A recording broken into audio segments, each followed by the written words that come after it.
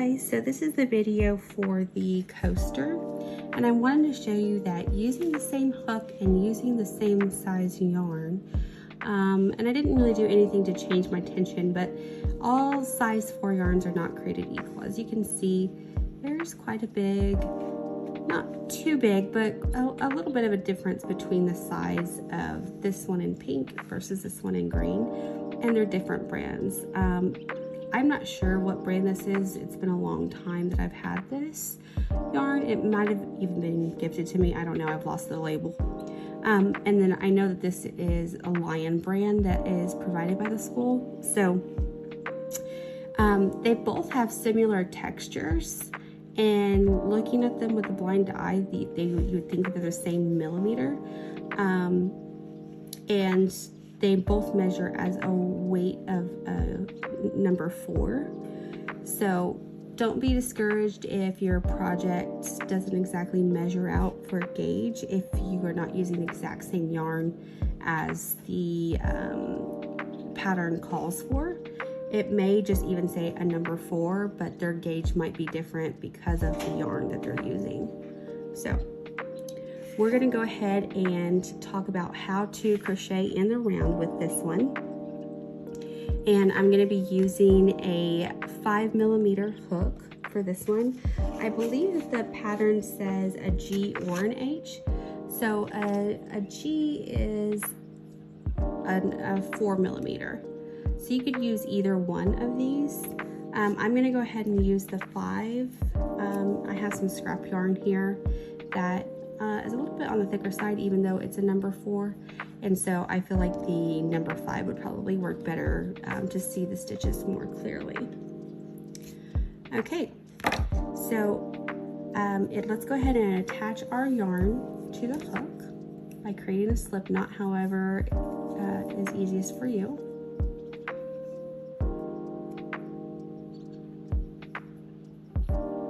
Okay, and our first task with this pattern, it says using your crochet hook and yarn, chain 6. So all that means is you're going to create a foundation chain of 6. So here's 1, 2, 3, 4, and 5. Now it says join through the first chain to form a ring. So all that means is you're going to take your work and kind of create an upside down rainbow and insert your hook into the chain at the very beginning.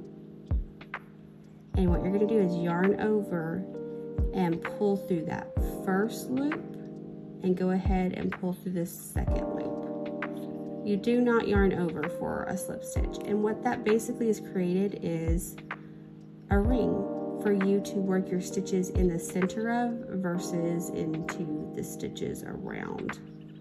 You would always work in the center when creating this. Okay, and then it goes on to say round 1 will be worked into the ring rather than a foundation chain. So round 1 says chain 3, so let's go ahead and chain 3. And it says this counts as the first double crochet. So we talked a little bit in class and it was kind of confusing, but when you're creating a double crochet, it's generally you only chain 2 for your turning chain, but there will be patterns such as this that will have you chain 3 because they are going to count that as a double crochet. So it says work 19 more double crochet into the center of this ring. So you want a total of 20 double crochets. So all you would do is yarn over to start creating the stitch, and you're going to insert your hook into the hole here in the middle. So move that center. So as you can see, you would insert right here, and then you're going to yarn over and pull up a loop and then create the double crochet as you would normally. Yarn over, pull through the first 2, then yarn over and pull through the remainder. So that's 1 double crochet, 2 double crochet. So let's go ahead and do a few more. until you have 20, and then I'll meet you at the end of the row to talk about how to join and create your next row, or round in this case. So yarn over, insert your hook, yarn over, pull up a loop, yarn over, pull through 2, yarn over, pull through 2. And just continue all the way around the ring until you have a total of 20.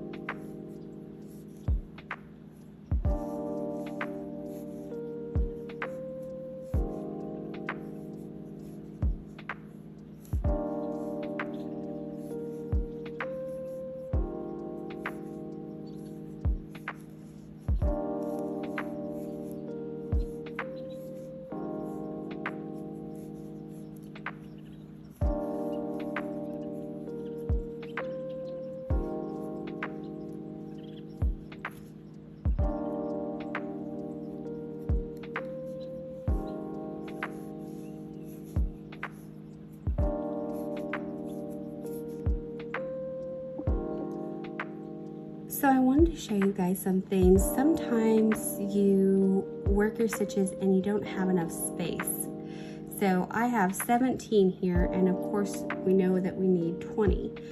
So if you ever work your stitches and you're like, okay, I have no more space, all you need to do is just gently tug, and it will allow you to have more space to insert more stitches. So I have 17, I'm gonna go ahead and add 18, 19, and 20.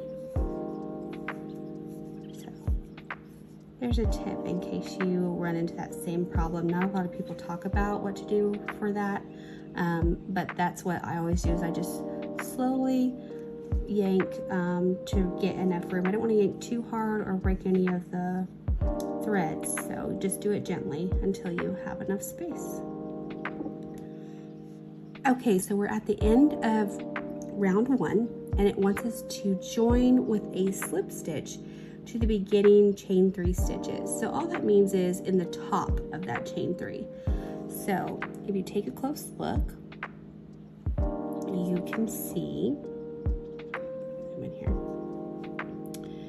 that this is the first chain, this is the second, and here's the third. So all you would do is just insert your hook right there where the third chain is, yarn over, pull up a loop, and instead of yarning over and pulling through 2, you're just going to continue to take that loop through the back loop that was on your hook. So it creates what's called a slip stitch. So now it's a complete circle. Okay. So then moving on to round 2, it wants us to chain 1, and then it says in the same slip stitch, work a single crochet and a chain 1, and that's in brackets. So the reason why it's in brackets is it's telling you to do all that work into the same stitch. So this stitch here is where we've slip stitched. So we've chained 1. It wants us to do a single crochet in that stitch, and then chain 1. Then it says in the very next stitch to single crochet and chain 1 again. So essentially in each stitch around the circle, you're going to repeat that. So we're going to insert our hook, single crochet, and then chain 1. Insert, create a single crochet, and chain 1.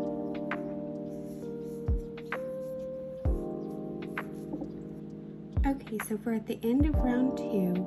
We have got a chain 1 as my ending stitch, and all it wants us to do is to slip stitch into the first single crochet that we did. So I would insert my hook here,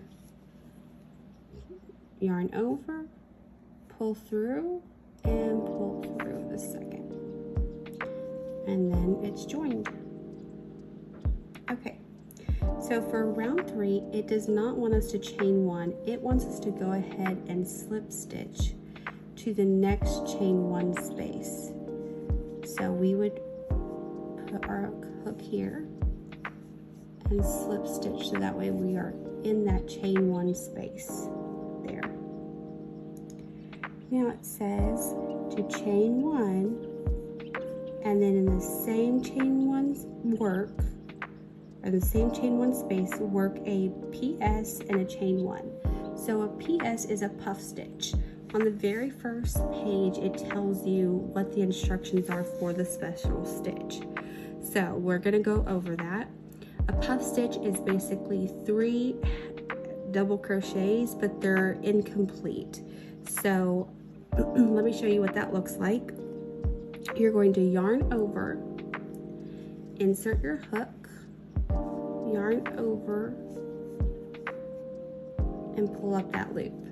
So it's similar to how you would just do a double crochet. So you're going to yarn over and pull through 2. So typically for a double crochet, we would yarn over and pull through those remainder 2. But instead, we're just gonna scoot them to the back of the hook and pretend they're not there, and go leave it incomplete, and go ahead and yarn over to work your second. So insert your hook, yarn over and pull up a loop, yarn over, and we're only going to pull through the first 2.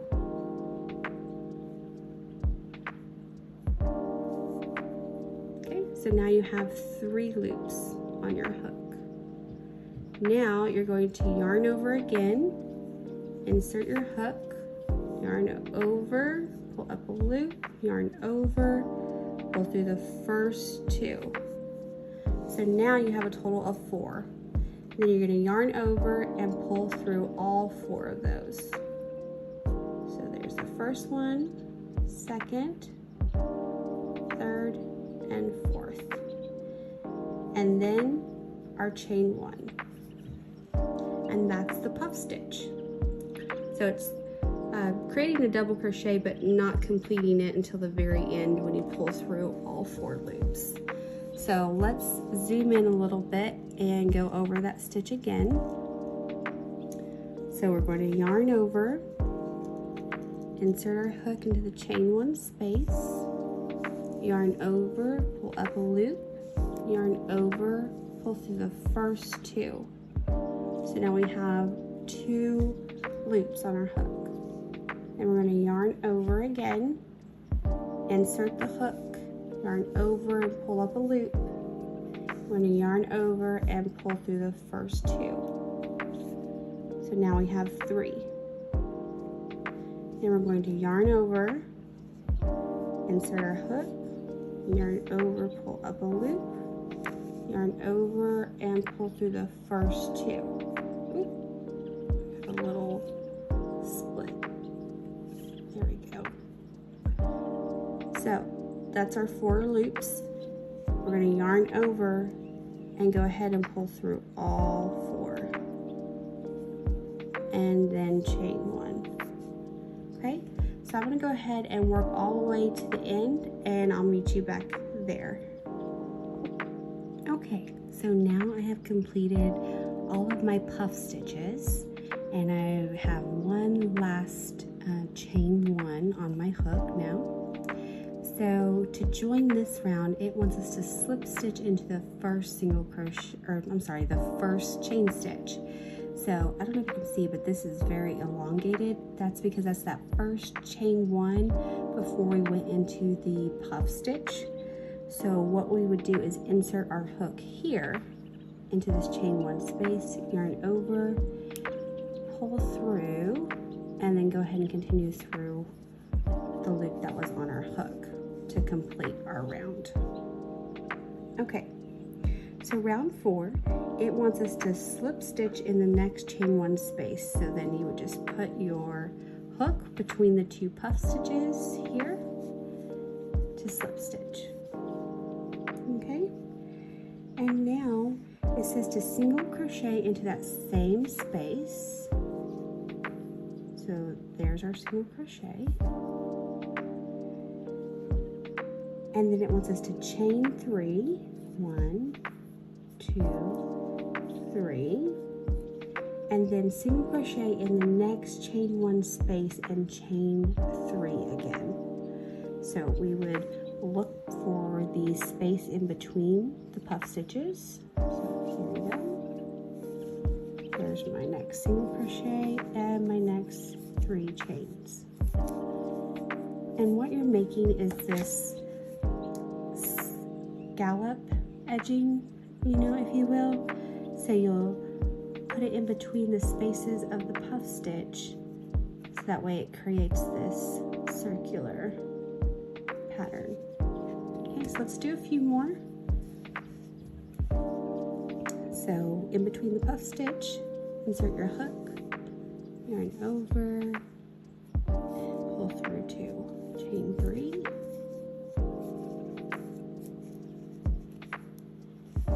And if you've made it this far, this is your very last round.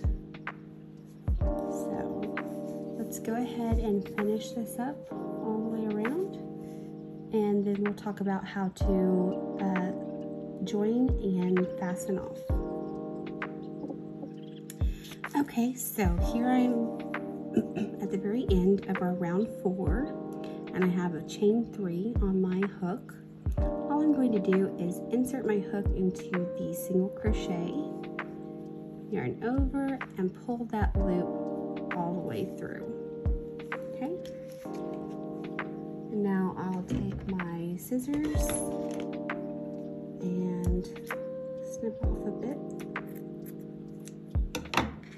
I'm going to fasten off, so I'm going to yarn over and pull through. And then that is complete. So now the finishing touches would just be to weave in our ends. So from class, if you remember, I like to weave my ends changing 3 directions, just because I feel like it really locks in those threads, so that way if for some reason the end gets snagged, it doesn't pull out of the project. So I'll usually start by going to the side a little bit, and then let's go ahead and work our way down.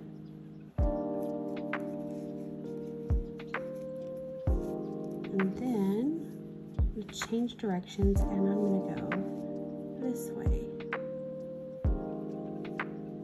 And I'm just weaving it in and out in small increments, because if I were to like pull through there, it would show that thread on top quite a bit. So I just want to make small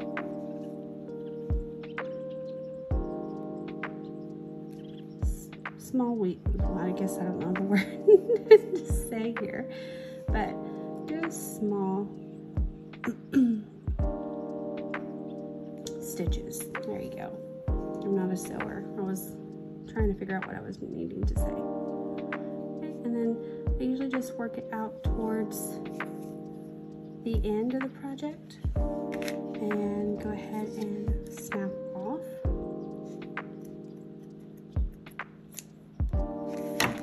Okay, and then we'll flip it to the wrong side and go ahead, and I just always just snip this when working it around. I don't bother to weave it in. I've never had an issue with it coming undone, but you could also weave in the end three different directions. Okay, and that is your coaster.